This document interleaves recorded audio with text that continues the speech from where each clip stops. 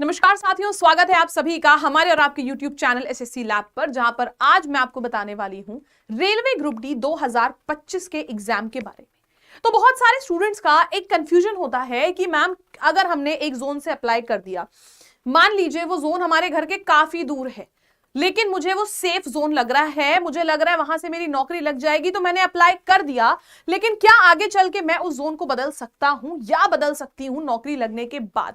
तो आइए आज के इस वीडियो में अगले 6 से 7 मिनट में मैं आपको बताऊंगी कि क्या नौकरी पाने के बाद आप जोन बदल सकते हैं, और अगर बदल सकते हैं तो उसकी क्या क्या कंडीशंस होती हैं।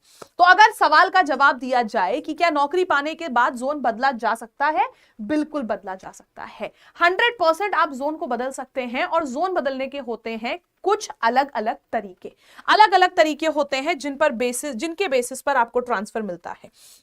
सबसे पहली बात करी जाए अगर, तो सबसे पहला टाइप ऑफ ट्रांसफर होता है म्यूचुअल ट्रांसफर।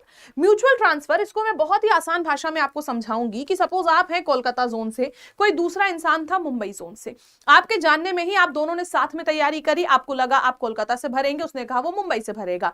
अब आप दोनों को लग रहा है कि नहीं यार मुझे तो मुंबई जोन में जाना है, और उस दोस्त को लग रहा है कि यार मुझे कोलकाता जोन में आना है। तो आपको जिस जोन में जाना है उस जोन का अगर कोई ऐसा इंसान मिल जाए जो आपके जोन में आना चाह रहा हो, तो अदला बदली हो सकती है, जिसको हम कहते हैं म्यूचुअल ट्रांसफर। म्यूचुअल ट्रांसफर वो सिर्फ तभी हो सकता है जब आप अपने डिजायर्ड जोन के किसी एम्प्लॉय से एक्सचेंज कर लें अपना जोन। दोनों एम्प्लॉय सेम डेजिग्नेशन के होने चाहिए और सेम पे लेवल के होने चाहिए, लेकिन इसका अप्रूवल भी डिपेंड करता है पूरा का पूरा दोनों जोन्स पे जो ट्रांसफर करवा रहे हैं। दोनों जोन्स की जो अथॉरिटी है उन पर डिपेंड करता है कि ये ट्रांसफर अप्रूव होगा कि नहीं होगा, जिसको हम कहते हैं म्यूचुअल ट्रांसफर। सबसे पहला टाइप का ट्रांसफर। दूसरा टाइप का ट्रांसफर आता है आपका वन वे ट्रांसफर, जिसको हम ऑन रिक्वेस्ट ट्रांसफर कहते हैं। ये वन वे ट्रांसफर होता है, यहां पे हमको कोई दूसरा इंसान नहीं मिल रहा है जो हमारे जोन में आएगा, हम उसके जोन में जाएंगे।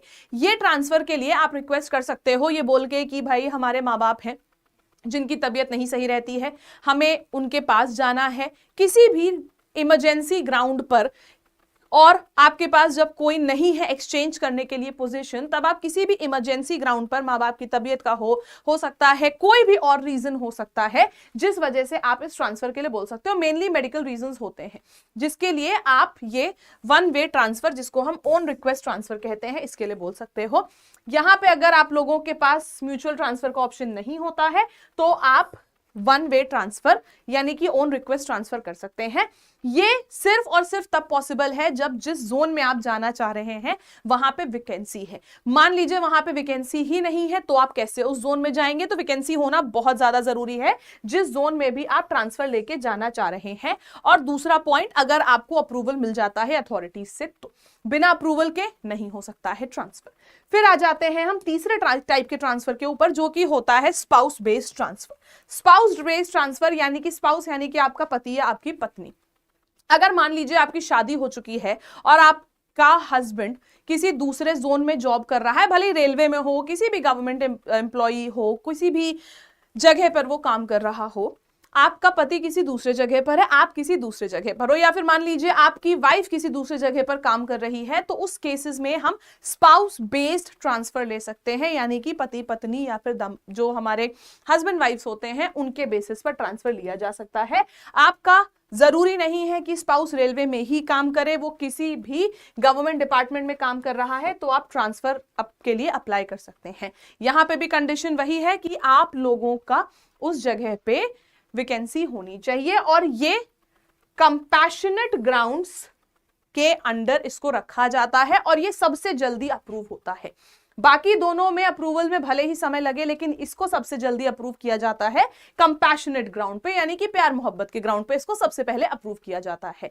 अब आप लोगों के ये 3 टाइप के ट्रांसफर्स होते हैं, जिनमें आप लोगों के कंडीशंस क्या क्या होती हैं ट्रांसफर की, कि ऐसा नहीं है कि आपका हर केस में ट्रांसफर हो जाएगा।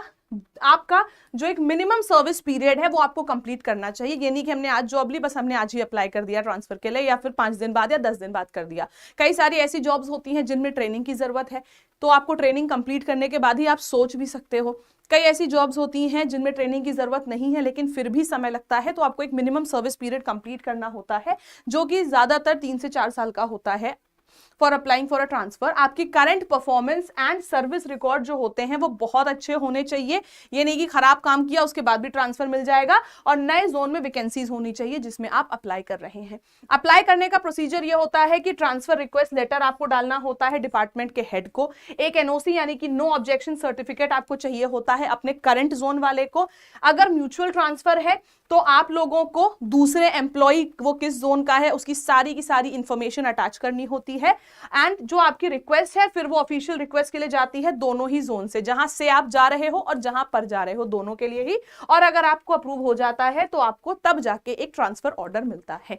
तो ये 3 ग्राउंड्स हैं जिन पर आपको ट्रांसफर मिल सकता है। इसी तरीके के और बहुत ढेर सारे इंफॉर्मेटिव वीडियोस हमने अपने चैनल पर डाल रखे हैं। वीडियो सेक्शन में खूब सारे भर भर के आरआरबी ग्रुप डी के लिए इंफॉर्मेटिव वीडियोस हमने अपने इस चैनल पर अपलोड कर रखे हैं।